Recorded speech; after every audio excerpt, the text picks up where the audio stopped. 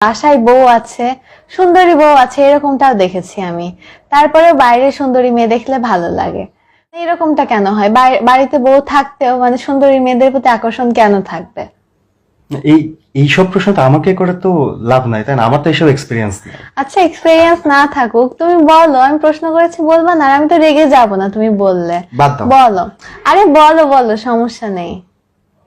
আচ্ছা দেখো, মানে অনেক সময় এমন হয় না যে মনে করো বাসায় প্রতিদিন বিরিয়ানি মাংস রান্না হচ্ছে, ভালো ভালো খাবার রান্না হচ্ছে, কিন্তু তারপর হয় কি প্রতিদিন একই বিরিয়ানি মাংস খেতে খেতে একটা সময় হয় কি মনে হয় যে ইস, আজকে যদি বাইরে হোটেলে একটু ডাল ভাত খেতে পারতাম।